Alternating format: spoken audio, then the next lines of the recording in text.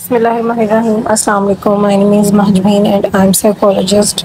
अब हम sexual dysfunction की बात कर रहे हैं, तो फिर यहाँ पर हम सबसे पहले मेल सेक्सुअल डिसफंक्शन की बात करेंगे। अच्छा, अब हम ये वो सिम्टम्स वो डिसऑर्डर्स पढ़ने लगे हैं, देखने लगे हैं, जो कि हमें DSM-5 ने प्रोवाइड किए हुए हैं।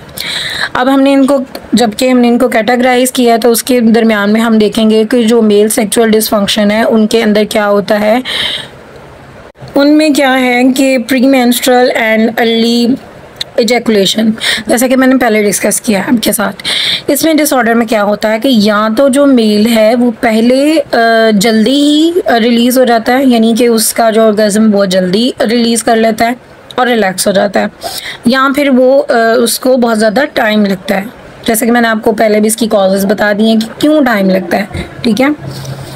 अब अर्ली क्या होता है कि अच्छा, मोस्टली ऐसा भी होता है कि इतनी ज़्यादा एक्साइटमेंट होती है मेल के अंदर, एक कंट्रोल होता है, यानी कि जब इंटरकोर्स कर रहे होते हैं तो मेल के अंदर एक कंट्रोल होना चाहिए कि वो कैसे उसको कंट्रोल करेगा, अपने ऑर्गेज़म को जल्दी रिलीज़ नहीं करेगा, ताकि वो उनको इंजॉय कर सके, फीमेल को भी करवा सके और ख़ुद भी कर सके, ठीक है। लेकिन मोस्टली ऐसा होता है कि उनके अंदर एक्साइटमेंट इतनी ज़्यादा होती है कि वो जल्दी रिलीज़ हो जाते हैं। इवन के सेक्स के से पहले ही वो जब जैसे रोमांस कहते हैं, वो रोमांस के अंदर ही रिलीज़ कर जाते हैं। बहुत सारे मेल्स ऐसे भी होते हैं, और ये काफ़ी बार जो मर्द है उसके लिए शर्मिंदगी का बायस भी होता है कि वो शर्मिंदा हो जाते हैं, लेकिन होना नहीं चाहिए, लेकिन वो हो जाते हैं। और ये है। और नेक्स्ट जो है कि डिसऑर्डर में है इरेक्टाइल डिसफंक्शन। इरेक्टाइल डिसफंक्शन क्या है? इसके अंदर जो मेल है वो प्रॉपरली परफॉर्म नहीं कर पाता सेक्स को, प्रॉपरली वो एंजॉय नहीं कर पा रहा है सेक्स को, ठीक है। उसको प्रॉब्लम्स आ रही हैं सेक्स के दौरान, इंटरकोर्स के दौरान, ठीक है। तो उसका प्रॉब्लम्स आ रही होती हैं, इसकी वजह से भी वो बहुत ज़्यादा डिप्रेशन का और एंजाइटी का शिकार हो सकता है कि मैं नहीं कर पा रहा, या ऐसे नहीं हो रहा, या टाइम से मैं रिलीज़ नहीं कर पा रहा, या फिर वो जल्दी रिलीज़ कर रहा है, ठीक है। ये सारी चीज़ें इसके अंदर आती हैं, तो उसको ये प्रॉब्लम होती हैं। अच्छा, इसमें हाइपो एक्टिव सेक्सुअल डिसऑर्डर, यानी कि इसके अंदर मेल के अंदर बहुत ज़्यादा सेक्सुअल डिज़ायर्स आ रही होती हैं, बहुत ज़्यादा उसको हर वक्त सेक्स चाहिए होता है, ठीक है। तो उसके अंदर ये डिसऑर्डर्स आ जाते हैं। अच्छा, next female disorder, female sexual disorder. इसमें फर्स्ट है लो सेक्सुअल डिज़ायर, यानी कि बहुत ज़्यादा कम। अब यहाँ पर बहुत ज़्यादा ये कॉमन हो सकता है कि फीमेल्स के अंदर ये सेक्सुअल डिज़ायर ना हो। अच्छा, मोस्टली ऐसा होता है कि हम सोचते हैं कि यार मेल के अंदर ही सारे होगा, मेल बहुत ज़्यादा एक्साइटेड होता है, मेल को सेक्स चाहिए, मेल को ही हर वक्त ये फीलिंग्स आ रही होती हैं। यानी कि शादी अगर किसी की हो जाए तो पूछे नहीं, वो ऐसे ही है। अगर किसी से पूछा जाए शादी के बाद किससे, तो वो कहेंगे नहीं, उसको ही बहुत ज़्यादा शौक है, वही ऐसा करता है, वही ऐसा करता है। ऐसा नहीं होता, ठीक है। ये दोनों के अंदर बैलेंस जो है वो उसके अंदर सेक्सुअल डिज़ायर्स होती हैं, यानी जितनी मेल के अंदर होगी उतनी फीमेल्स के अंदर होगी, लेकिन फीमेल्स जो हैं वो एक्सप्रेस नहीं कर पाती। हमारा वॉशर जो है वो एक्सपेक्ट नहीं करता हमसे, हमारे हस्बैंड्स ही हमसे ये एक्सपेक्ट नहीं करते कि हम उनको डायरेक्ट बोलें कि हमें ये करना है, वो करना है, ये करना है। तो मैं उसकी बात कर रही हूँ। तो इसी तरह जो लो सेक्सुअल डिज़ायर है, वो यही वाला सीन होता है कि वो उनको बचपन में या शुरू में उनको ये कहा जाता है कि ऐसा नहीं है, हमने सेक्स के बारे में मर्द से इतना डराया जाता है, उनके से बात नहीं करनी, उनके साथ ये नहीं करना, इवन कि वो सामने आ रहे टीचर है उनसे फासला रखना है। दोस्त, अगर कोई फॉर एग्जाम्पल दोस्त बनना ही नहीं है, बनाना ही नहीं है, तो अगर कोई ऐसा लड़का आके बात करता है तो वो दूर होकर खड़े होना है, ये करना, वो करना है। बच बचाओ बहुत ज़्यादा होता है। अच्छा, वो बच बचाओ जो करना है वो बहुत ज़्यादा इंपॉर्टेंट भी है। मैं ये नहीं कह रही कि वो इम्पोर्टेंट नहीं है, लड़कियों को उनके साथ, मेल्स के साथ ऐसे बैठना चाहिए, वैसे बैठना चाहिए, पॉइंट आउट नहीं कर रही, ठीक है। लेकिन मैं बता रही हूँ कि अगर उनको बार बार उनको डराया जाएगा, बार बार कहा जाएगा उनको, तो वो बच्चियों के दिमाग में ये बात बैठ जाती है। उसकी वजह से क्या होता है कि उनके अंदर वो डिज़ायर ही ख़त्म हो जाती है, उनके अंदर वो एक्साइट नहीं आती, ठीक है। ये डिसऑर्डर के अंदर शुमार होता है। लेकिन अगर नॉर्मल की बात की जाए, कॉमन की बात की जाए, तो फीमेल्स और मेल दोनों के अंदर बैलेंस, वो जो क्या कहते हैं उसे, एक्साइटेड जो होते हैं वो दोनों बैलेंस होते हैं, ठीक है। फीमेल्स को ज़्यादा जो है सेक्स डिज़ायर्स आती हैं, उनको ज़्यादा इंटरकोर्स की ज़रूरत होती है, उनको ज़्यादा रिलेशनशिप की और ज़्यादा रोमांटिक और रोमांस की ज़रूरत होती है, बजाय इसके मेल्स को। मेल्स जो होते हैं वो भी होते हैं, लेकिन जो फीमेल्स होती हैं उनके अंदर एक साइड जो होती है वो ज़्यादा पाई जाती है, ठीक है। लेकिन वही बात है कि वो शो नहीं करवा सकती। इसके अंदर फीमेल्स को ये भी फंक्शन की डिसफंक्शन हो सकता है कि उनका लो जो है वो सेक्सुअल डिज़ायर हो। इसके अलावा सेक्सुअल अराउजल, जैसा कि हमने पहले भी इसको डिस्कस कर चुके हैं। इसके जो नीचे डिसऑर्डर है वो ऑर्गेज़मिक डिसऑर्डर है, जो कि ऑर्गेज़म्स की वजह से होता है, जो कि मैंने पहले भी डिस्कस किया है कि ऑर्गेज़म जो है वो मेल और फीमेल दोनों के अंदर ये प्रॉब्लम होती है, ठीक है। फीमेल्स के अंदर भी होती है। अब ये क्यों होती है? क्योंकि मेल्स जो हैं वो जल्दी रिलीज़ कर लेते हैं, फीमेल जल्दी रिलीज़ नहीं कर पाती, ठीक है, जिसकी वजह से उनको ये प्रॉब्लम होती है। सेक्सुअल पेन डिसऑर्डर है, जो कि हमने पहले डिस्कस कर लिया है कि फीमेल्स को सेक्स की पेन होती है, तो उनको अगर वो पेन उनके दिमाग में बैठ जाए, ठीक है, उनको ये लगे कि ये पेन बहुत ज़्यादा है, उनको कंट्रोल नहीं कर पानी और उसकी वजह से वो सेक्स भी नहीं कर पानी, ठीक है, यानी कि उनको ये लग रहा है कि अगर ये सेक्स होगा तो बहुत ज़्यादा पेन होगी और उस माइंड सेटअप की वजह से उनको पेन होती भी है। और अगर वो एक बार कर लेंगी, 2 बार कर लेंगी और फिर उनको ये लगेगा कि पेन बहुत ज़्यादा होती है, जिसकी वजह से वो कुछ सेक्स को परफॉर्म भी नहीं कर पा रही होती, ठीक है, और करती भी नहीं है। इसकी वजह से भी रिलेशनशिप में यानी कि सेक्सुअल रिलेशनशिप में बहुत ज़्यादा प्रॉब्लम्स आती हैं। अच्छा, कुछ डिसऑर्डर्स जो मेल फीमेल में होते हैं, जैसे लो सेक्सुअल डिज़ायर, यानी कि लो सेक्सुअल डिज़ायर जो है, जैसे कि मैंने पहले भी डिस्कस कर चुकी हूँ, मेल और फीमेल में दोनों में हो सकता है। मेल्स के अंदर भी ये हो सकता है, फीमेल्स के अंदर भी हो सकता है। कॉजेज़ हम इसकी बाद में डिस्कस करते हैं। इनएबिलिटी ऑफ बिकम अराउज्ड, और ये कि यानी कि वही वाली अराउजल डिसऑर्डर की बात हो रही है यहाँ पर। पेन विद इंटरकोर्स और मेल टू फीमेल, जैसा कि मैंने पहले बताया है कि फीमेल को भी इंटरकोर्स के दौरान पेन हो सकती है और जो मेल है वो भी ये कंप्लेन कर सकता है कि उसको इंटरकोर्स करते हुए उसके पेनिस में पेन होती है, ठीक है। अब फिज़िकल कॉजेज़ को डिस्कस कर लेते हैं। फिज़िकल कॉजेज़ को डिस्कस कर लेते हैं। तो फिज़िकल कॉजेज़ के अंदर क्या आता है कि कैंसर की वजह से, यानी कि कोई इन्फेक्शन की वजह से, कैंसर की वजह से इसके अंदर यानी कि फ़िज़िकल डिज़ायर्स नहीं आ रही, फ़िज़िकल डिसऑर्डर्स हो रहे हैं। डायबिटीज़ की वजह से, अगर किसी को कोई डायबिटीज़ की बीमारी है तो उस वजह से भी हो सकते हैं। हार्ट डिजीज़ और ब्लड प्रेशर की डिजीज़ भी हो सकती हैं, यानी कि उसका खून के उतार चढ़ाव की वजह से, उसके दिल की दर्द की वजह से उसको भी ये प्रॉब्लम्स हो सकती हैं। ब्लड प्रेशर की वजह से हो सकती है। कोलेस्ट्रॉल की कंट्रोल हाई हो जाना, उसकी वजह से भी मेल और फीमेल दोनों में ही डिज़ायर यानी कि सेक्सुअल डिसऑर्डर्स इंटरकोर्स करते हुए प्रॉब्लम्स आ सकती हैं, डिसफंक्शन हो सकता है, ठीक है। हार्मोनल इम्बैलेंस की वजह से भी हो सकता है बेबी की बर्थ के बाद भी ये प्रॉब्लम्स आ सकती हैं, ठीक है। जो अल्कोहल यूज़ करते हैं, ड्रग यूज़ करते हैं, कोई भी मेडिसिन यूज़ करते हैं, हो सकता है मेडिसिन के सिम्टम्स की वजह से उसको भी अगर कोई ऐसी कोई मेंटल डिसऑर्डर है जिसकी वजह से भी उसको ये डिसऑर्डर हो सकता है।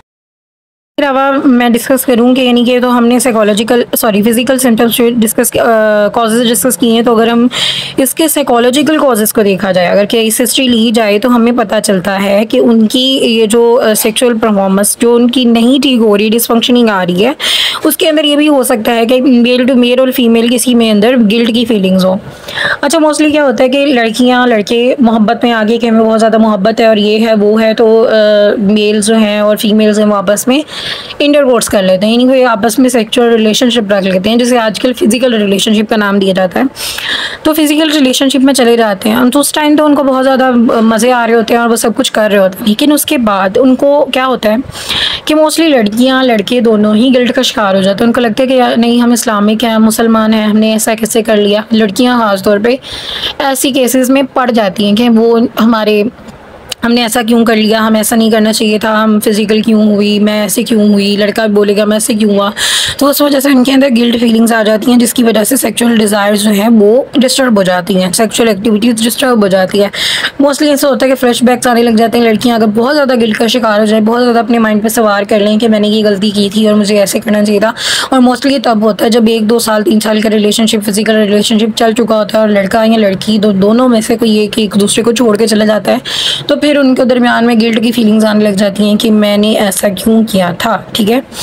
तो ये सिम्टम्स आने लग जाते हैं। आजकल तो इतना ज़्यादा कॉमन ये फिजिकल रिलेशनशिप इतना ज़्यादा कॉमन हो चुका है कि वो आजकल वो रिलेशनशिप ना भी हो, यानी कि रिलेशनशिप एक दूसरे के साथ ना हो, मोहब्बत और प्यार ना हो, लेकिन फिर भी एक दूसरे की डिज़ायर्स को कवर करने के लिए, एक दूसरे की रिलैक्सेशन के लिए वो बहुत सारे ऐसे जो हैं वो रिलेशनशिप बन चुके हैं। आजकल फ्रेंड्स विद बेनिफिट्स के नेम से ऐसा एक रिलेशनशिप कायम किया गया है, एक ऐसा ताल्लुक़ कायम किया जाता है जिसके अंदर फ्रेंड्स के नाम पे ये सब कुछ हो रहा है। तो ये सब कुछ जो है वो नॉन मुस्लिम की क्रिएट की हुई चीज़ें हैं जो कि यहाँ पर कॉमन हो गई हैं, और ये सारे डिसऑर्डर्स भी उन लोगों की वजह से ही हुए हैं।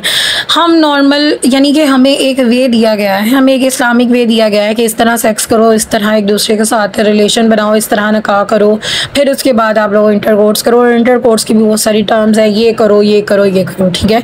लेकिन अगर हम गलत वे में जाते हैं, हम गलत तरीके से सेक्स करते हैं, तो हमें उसमें भी निकाह में भी अगर हम गलत तरीके से सेक्स करते हैं तो हमें प्रॉब्लम्स होती हैं, हमारी जो लाइफ है डिस्टर्ब होती है, ठीक है। हम सोच रहे होते हैं कि नहीं ऐसा नहीं है ऐसा नहीं है, तब तो वो बहुत ज़्यादा पार्टनर्स एक दूसरे की बात मान रहे होते हैं, लेकिन उसके बाद ऐसी बहुत सारे सिम्टम्स शो करने लग जाते हैं, स्ट्रेस के, एंजाइटी के। इसके अलावा इस्लामिक वे में देखा जाए तो हम अपने आप को नुकसान पहुंचा रहे होते हैं। और इसी तरह जो कि आजकल के दौर में, जो कि आजकल किसी को भी इन चीज़ों के बारे में बहुत कम नॉलेज है, जो न्यू जनरेशन है जैसे कि हम लोग हैं, हम लोगों को ये जो सब चीज़ें ये नहीं मालूम थी, ठीक है। तो ये सारी चीज़ें जो हैं वो नहीं आती रिलेशनशिप के अंदर, रिलेशनशिप में प्रॉब्लम्स आ रही होती हैं, इसलिए भी कॉज कर सकती है जो गिल्ट का शिकार होते हैं।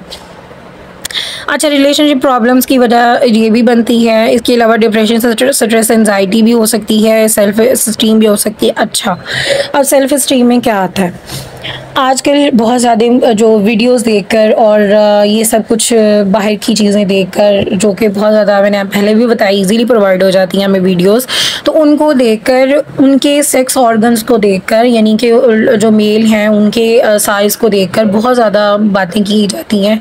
इवन कि आजकल कॉमन है, पूछा जाता है लड़कियों से, मेल्स लड़कियों से पूछते हैं कि आपको क्या साइज़ पसंद है, आपको क्या साइज़ होना चाहिए, मेल का ये होना चाहिए वो होना चाहिए, ठीक है। लड़कियाँ स्पेशल भी बता रही होती हैं ये साइज़ होना चाहिए वो साइज़ होना चाहिए, ये डिस्कस किया जाता है, ठीक है। लेकिन अगर देखा जाए तो ये कोई भी सेक्स में साइज़ मैटर नहीं करता, ठीक है, बिल्कुल मैटर नहीं करता। डिपेंड करता है कि आपका पार्टनर आपको कैसे रिलैक्स कर रहा है, ओके। लेकिन ये प्रॉब्लम बहुत ज़्यादा बढ़ गई है, लोग अपनी बॉडी पे, बच्चे जो हैं वो अपने आप को बहुत ज़्यादा कमतर समझने लग गए हैं। उनको लगता है कि यार ये हमारा इतना साइज़ है तो अब तो हम किसी को, मतलब कि ये रिलेशनशिप में आ ही नहीं सकते, हम इसमें जा ही नहीं सकते।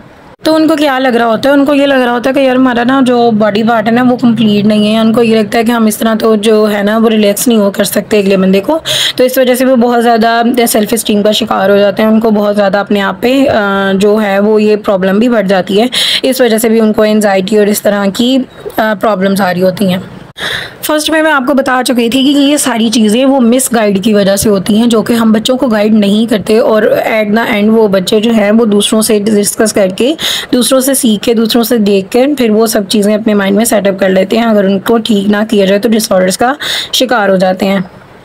इसके अलावा कोई ट्रॉमा हो सकता है, ट्रॉमा के अंदर क्या क्या आ सकता है, रेप हो सकता है किसी बच्चे का, ठीक है, और या किसी बड़े का, कोई ऐसा, किसी को ऐसा तंग किया गया हो, उसको या फिज़िकल अब्यूज़ किया गया हो, नेगेटिवली उसको सेक्सुअल एक्सपीरियंस हुआ हो, यानी कि वो ना चाहता हुआ हो लेकिन उसके बाद भी उसके साथ वो सेक्सुअल किया गया हो, यानी कि उसको, जैसे आजकल के दौर में कॉमन केसेस मिलते हैं मारपीट के, ज़बरदस्ती सेक्स किया जाता है, ज़बरदस्ती अपनी डिज़ायर को पूरा किया जाता है। तो ये सारी चीज़ें हैं जो कि उसके अंदर आती हैं, जिसकी वजह से भी जो लोग होते हैं, जो बड़े होते हैं या बच्चे जो भी इसका शिकार हुए होते हैं, वो ये बहुत मेन बड़ी वजह है जो कि नेगेटिव थॉट्स आने लग जाते हैं सेक्स के रिलेटेड, और वो परफॉर्म नहीं कर पाते अपने रियल पार्टनर के साथ, जिसके साथ निकाह हुआ होता है, तो उसके साथ भी वो सेक्स परफॉर्म नहीं कर पा रहे होते और उनको उसमें भी प्रॉब्लम आ रही होती है।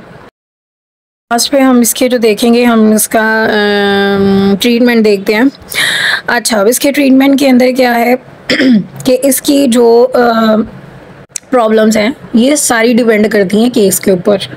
जो केस हमारे पास आ रहा है उसके ऊपर क्या कॉजेज़ हैं वो सबसे ज़्यादा इम्पॉर्टेंट है, जिसकी वजह से उसको ये सिम्टम्स शो कर रहा है।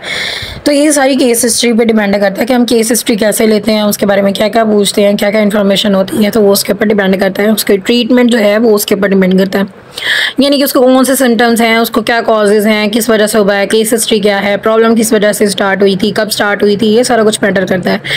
अच्छा, अब इसके ट्रीटमेंट के अंदर साइकोलॉजिकल काउंसलिंग भी की जाती है। साइकोलॉजिकल ट्रीटमेंट में थेरेपीज़ वगैरह भी यूज़ की जाती हैं, काम करने के लिए, रिलैक्स करने के लिए थेरेपीज़ यूज़ की जाती हैं। बिहेवियर उनका ठीक करने के लिए भी उनकी काउंसलिंग की जाती है। इसके अलावा जो सेक्सुअल काउंसलर होते हैं, वो लोग होते हैं, ठीक है, वो उनके बारे में उनसे डिस्कस किया जा सकता है। मेडिसिन दी जा सकती है डिप्रेशन एंजाइटी को कम करने के लिए, मेडिसिन दी जाती है स्ट्रेस को कम करने के लिए। उसके अलावा काउंसलिंग के ज़रिए बेस्ट वे है काउंसलिंग, और काउंसलिंग के ज़रिए वो अपनी प्रॉब्लम को सॉल्व कर सकते हैं, ठीक है। और मुझे उम्मीद है आपको सेक्सुअल डिसऑर्डर की कम्प्लीटली समझ आ गई होगी। और मैंने जो DSM-5 के जो डिसऑर्डर्स थे वो सारे इसी तरह डिस्कस किए हैं। जब आप DSM-5 हमें प्रोवाइड, जितना भी क्राइटेरिया उन्होंने सेक्सुअल डिसऑर्डर के रिलेटेड प्रोवाइड किया गया है, अगर हम उसके रिलेटेड, यानी कि अगर किसी को भी कोई भी प्रॉब्लम आ रही होती है तो हम उससे हेल्प लेकर उसको डायग्नोस कर सकते हैं, इजीली डायग्नोस कर सकते हैं, ठीक है। वीडियो को लाइक करें, शेयर करें, चैनल को सब्सक्राइब करें ताकि आपके पास मज़ीद इन्फॉर्मेटिव वीडियोज़ आती रहें। दुआ में याद रखिएगा। अल्लाह हाफ़िज़।